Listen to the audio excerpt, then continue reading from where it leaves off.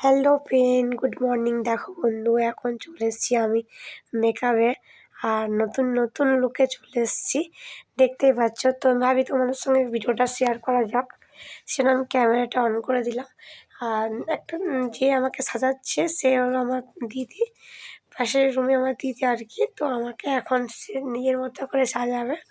তো তোমাদেরকে সবটাই ভাবলাম শেয়ার করি, পুরোটা ভিডিওটা তোমরা দেখতে থাকো প্রথম থেকে শেষ পর্যন্ত। তো আমাকে সাজার আগের লুকটা দেখে নাও এরকম। আর মেকআপ মানে করার পরে লুকটা তোমাদের দেখবে কেমন, পুরো এখন কমপ্লিট হয়নি, তোমরা দেখতে থাকো।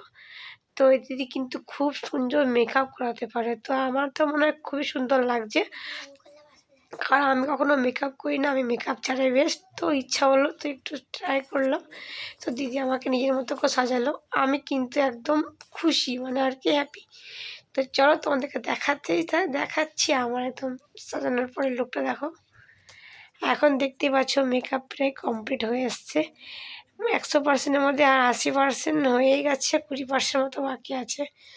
তো চলো আমি একবার দেখিয়ে দিলাম, আর তারপরে এবার পুরো আমি কমপ্লিট।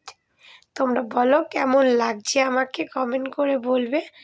আর আমার পুরো লুক মানে সম্পূর্ণ ফুল লুকটা দেখো, শাড়ি পরা থেকে শুরু করে সবটা। তো আমাকে কেমন লাগে তোমরা অবশ্যই জানাবে। যদি ভিডিওটা ভালো লাগে তো like comment subscribe my channel. আর আমি আবার নেক্সট নতুন কোনো ভিডিও নিয়ে ফিরে আসব। আর আমার লুকটা তোমাদের কেমন লেগেছে অবশ্যই কমেন্ট করে বলবে। আর এই যে সাজিয়েছি তাকে মানে তোমরা বলবে সে কেমন আর্টিস্ট। তো প্রচুর প্রচুর যে দিদিটা সাজিয়েছি তাকে অসংখ্য ধন্যবাদ, থ্যাংক ইউ দিদি। আর তোমরা বলো কেমন লাগছে আমায়, কমেন্ট করো।